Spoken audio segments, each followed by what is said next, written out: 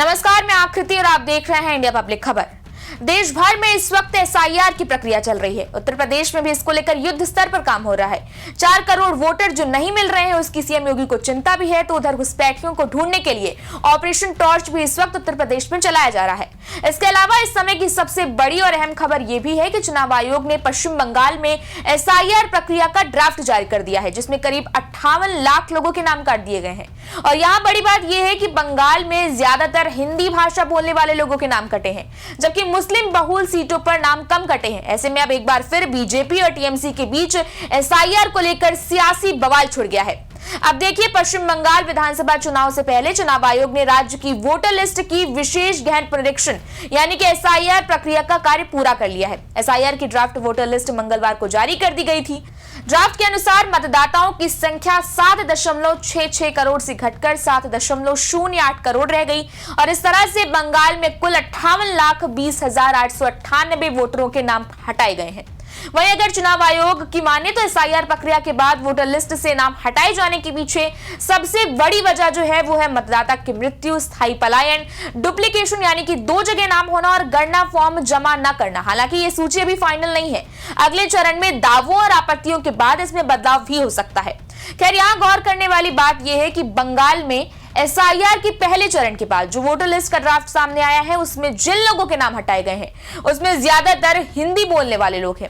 और अगर ड्राफ्ट के आंकड़ों की एक डीप स्टडी की जाए तो पता चलता है कि जिन विधानसभा क्षेत्रों में हिंदी भाषी आबादी ज्यादा है, वहां वोटरों के नाम सबसे ज्यादा कटे हैं। बंगाल में एसआईआर के पहले चरण के बाद जो ड्राफ्ट सामने आया है, उसमें हटाए गए नामों में बड़ी संख्या में हिंदी भाषी हैं। मीडिया रिपोर्ट्स की माने तो जिन विधानसभा क्षेत्रों में हिंदी भाषी आबादी अधिक है, वहां वोटरों के नाम सबसे ज्यादा कटे हैं, जबकि मुस्लिम बहुल इलाकों में नाम कम हटाए गए हैं।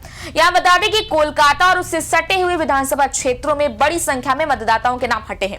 कोलकाता उत्तर जिले में 25.92% और कोलकाता दक्षिण जिले में 23.82% नाम हटाए गए हैं। जाहिर है कि पश्चिम बंगाल की सियासत में बीजेपी के लिए मतुआ समुदाय महत्वपूर्ण है और इधर ड्राफ्ट देखा जाए तो मतुआ बहुल इलाकों में भी काफी ज्यादा नाम कटे हैं। ऐसे में अब हिंदी भाषी और मतुआ समुदाय के नाम कटने का सीधा असर बीजेपी की राजनीति पर जो है वो कहीं ना कहीं आने वाले समय में देखने को मिल सकता है, क्योंकि ये दोनों ही वर्ग पार्टी के कोर वोट बैंक माने जाते हैं। अब देखिए, इसमें कोई दो राय नहीं है कि पश्चिम बंगाल सालों से बिहार और यूपी जैसे पड़ोसी राज्यों से आने वाले कई प्रवासियों का ठिकाना रहा है। वो पीढ़ियों से यहाँ रह भी रहे हैं। एसआईआर प्रक्रिया के दौरान शायद अपनी मूल जगह को चुना हो, क्योंकि ये उनकी प्राथमिक पहचान और जमीन से जुड़ा है। इसलिए हिंदी बोलने वाले इलाकों में ज्यादा नाम काटे जाने के मामले सामने आ रहे हैं। एसआईआर ड्राफ्ट का डेटा दिखाता है कि मतुआ और गैर बंगाली प्रवासी मजदूर आबादी को सबसे ज्यादा बाहर किए जाने का सामना करना पड़ सकता है। इसीलिए बंगाल में एसआईआर प्रक्रिया के दौरान बड़ी संख्या में हिंदी भाषी बोलने वाले मतुआ समुदाय के लोगों के नाम कटे हैं। पूर्व सांसद और सीपीआईएम नेता सुजान चक्रवर्ती की माने तो हिंदी भाषी क्षेत्रों में नाम कटने की वजह यह हो सकती है कि वहां बिहार और उत्तर प्रदेश के प्रवासी मजदूर रहते हैं। संभव है कि उन्होंने अपने गृह राज्यों की वोटर लिस्ट में नाम रखने का फैसला किया हो। डेटा तो यह भी संकेत देता है कि मतुआ और गैर बंगाली प्रवासी आबादी को इस प्रक्रिया में सबसे ज्यादा बाहर किए जाने का सामना करना पड़ रहा है। अब देखिए, पश्चिम बंगाल की सियासत में बीजेपी के लिए जाहिर है कि मतुआ समुदाय काफी अहम है। ड्राफ्ट के लिहाज से एसआईआर प्रक्रिया के दौरान मतुआ समुदाय बहुल इलाकों यानी कि दक्षिण 24 परगना की कस्बा सीट से 17.95% और सोनारपुर दक्षिण सीट से 11.29% नाम हट गए। उत्तर 24 परगना के बनगांव उत्तर में 9.71% वोटरों का नाम हट गया है। यानी साफ है कि जिस तरह से हिंदी भाषा बोलने वाले मतदाताओं और मतुआ समुदाय के नाम काटे जा रहे हैं, उससे कहीं न कहीं आने वाले समय में बीजेपी की राजनीति पर सीधा असर पड़ सकता है, क्योंकि बंगाल में ये दोनों ही बीजेपी के कोर वोट बैंक माने जाते हैं और यही वो वोट है जिनके सहारे बीजेपी अपने सियासी आधार को मजबूत करने की कवायद कर रही है। लेकिन एसआईआर प्रक्रिया के पहले दौर में इन नामों के कटने से बीजेपी के लिए एक बड़ा झटका साबित हो रहा है। खैर, फिलहाल तो बंगाल में एसआईआर प्रक्रिया के पहले ड्राफ्ट में मुस्लिम बहुल विधानसभा सीटों पर बहुत कम नाम हटाए गए हैं।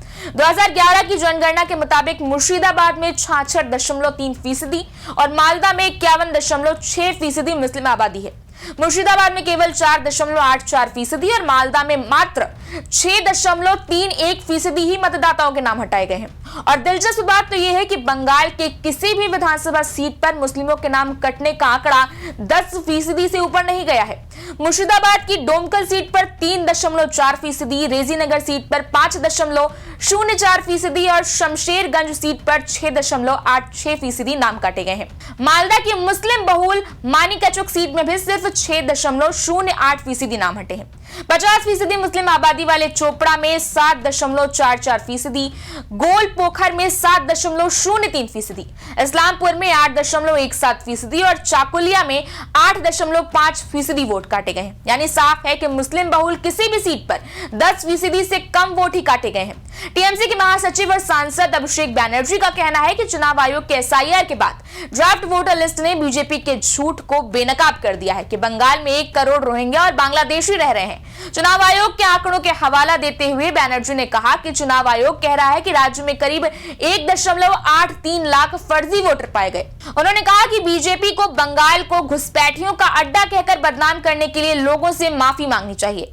अभिषेक बैनर्जी ने कहा कि बीजेपी जिस तरह सभी बंगालियों को बांग्लादेशी कहकर बदनाम कर रही है वो शर्मनाक है। यह अब रुकना चाहिए और लोगों को माफी मांगनी चाहिए। साथ ही टीएमसी प्रवक्ता अरूप चक्रवर्ती ने कहा, बीजेपी का नैरेटिव झूठ पर आधारित है। केंद्र ने जनगणना से पहले एसआईआर करवाया, जनगणना के जरिए असली सच्चाई सामने आ जाती। ड्राफ्ट लिस्ट से पता चलता है कि उत्तर प्रदेश और बिहार के लोग बंगाल में हैं, बांग्लादेश से घुसपैठिए नहीं।